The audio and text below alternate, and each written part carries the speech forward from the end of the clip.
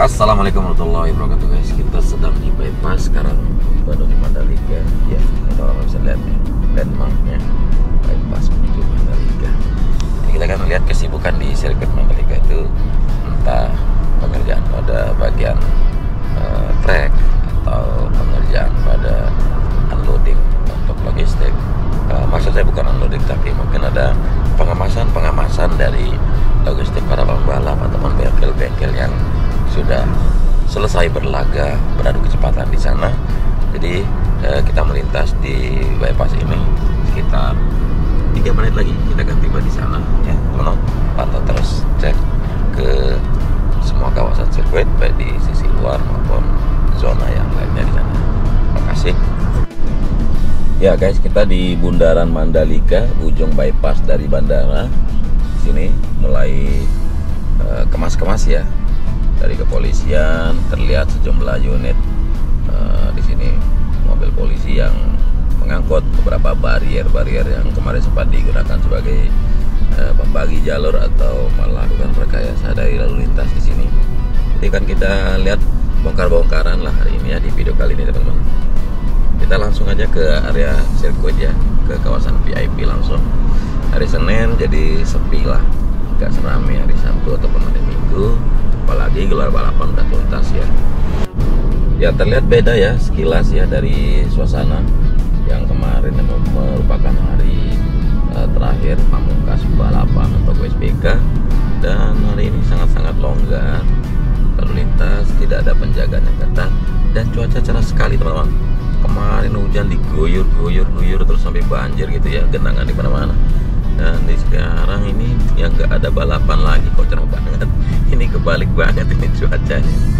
Ya nggak apa-apa lah ya. Yang penting alhamdulillah acara udah sukses digelar dan respon dari pembalap pun suka dengan treknya sirkuit Mandalika.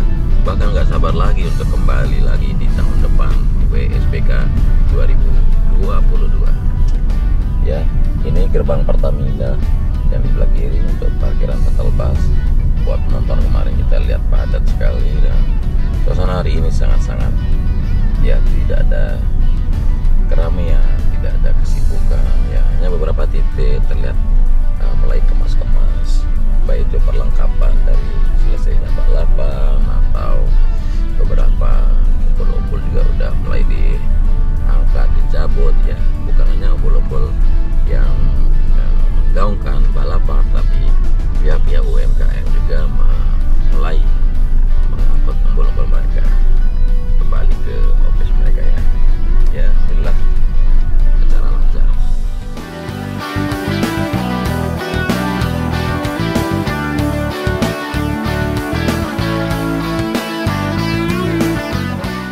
Dan sekarang kita berada di sisi barat dari sirkuit Mandalika, persisnya di gerbang Enduro yang berada di sebelah barat.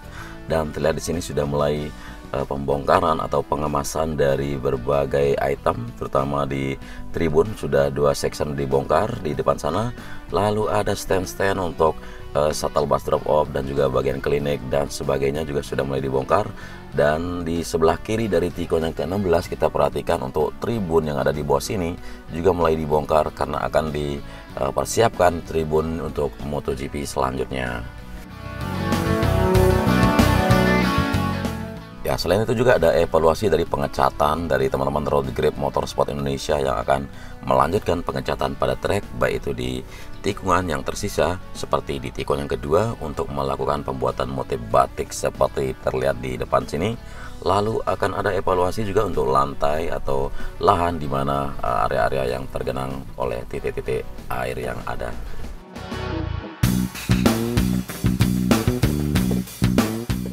Ya, sempat kita seperti melewati pre-practice pertama dan yang kedua atau di acara WSBK kemarin sempat dikomentari tentang sirkuit Mandalika sendiri. Jadi dari sesi pre-practice yang 1, 2 maupun semuanya itu untuk gelaran World Superbike yang sukses digelar di sirkuit Mandalika kemarin ya, setelah menjajal sirkuit dan konsep jalan raya pertama untuk Grand Prix sepeda motor. Jadi para pembalap mengungkapkan kesan yang mereka rasakan.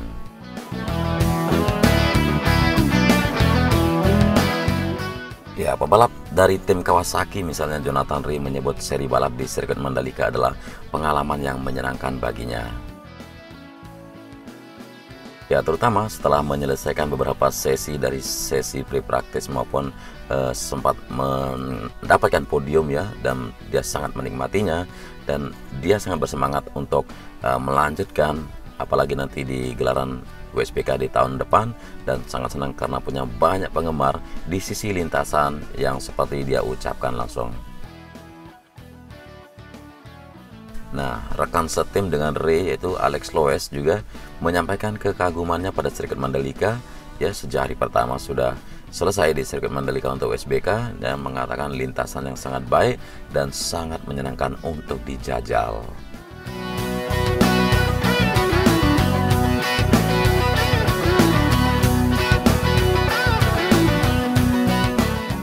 Ya, di bawah sini di depan area pedok juga sudah mulai kita melihat sama-sama mulai disiapkan untuk pengemasan dan akan dilakukan shipping atau pengiriman dari sejumlah logistik ataupun aksesoris balapan ini ke negara asal.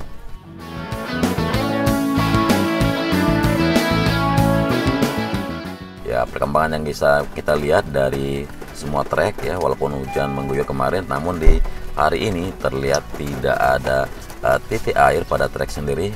Dan untuk area luar trek ya wajar ya, karena masih lahan berupa tanah atau belum dilakukan pengecoran ataupun penataan seperti paving block sehingga genangan air ya, kasihan sekali kita melihat di area tribun.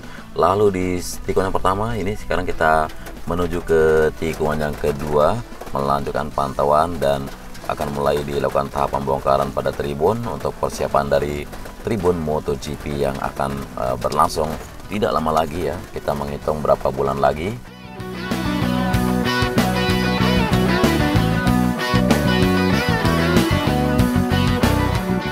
Ya, ada banyak pujian yang sama yang disampaikan oleh pembalap ya, apalagi dari tim Aruba.it Ducati.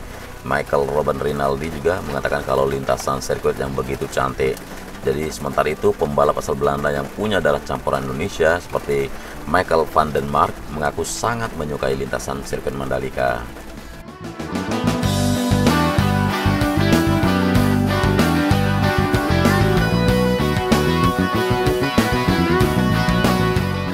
Ya, dan sayangnya ya untuk van den Mark sedang merasakan kondisi badan yang kurang sehat untuk hari-hari di saat gelarnya WSBK, sehingga sempat dia kehilangan sedikit tenaga, namun ya bisa menunjukkan bagaimana performa dia di saat WSBK pada hari Minggu kemarin.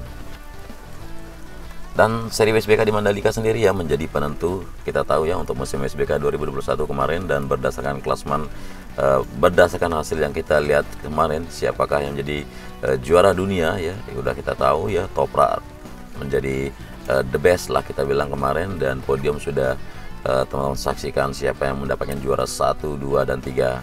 Jadi pembalap-pembalap ini terus bersaing memperebutkan kemarin untuk predikat juara dunia, terus kedepannya juga akan makin semangat untuk bersaing kembali.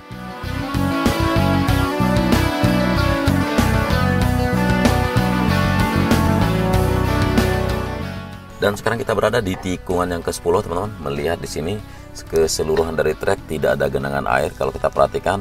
Tetapi kalau musim hujan dan hujannya lebat ya wajarlah ada air di trek atau lintasannya.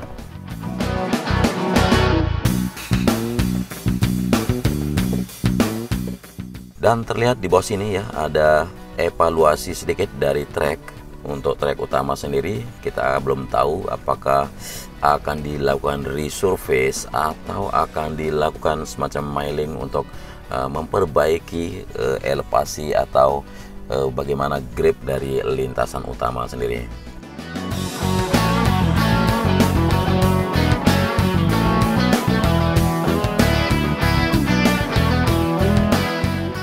Ya, terpantau di sini kesibukan sekarang yaitu pembongkaran dari tribun dan penataan dan pengangkutannya kembali untuk dipersiapkan tribun untuk MotoGP. Kemudian pembenahan tentu saja ya akan dilakukan baik itu di semua sektor yang ada di kawasan Pertamina Mandalika International State Circuit. Selain penuntasan pengecatan pada trek, atau pada run off aspal, lalu pembenahan-pembenahan, dan menunggu feedback dari semua kalangan bagaimana dan apa yang harus dilakukan untuk lebih mematangkan persiapan di saat MotoGP Indonesia Series di 2022 nanti.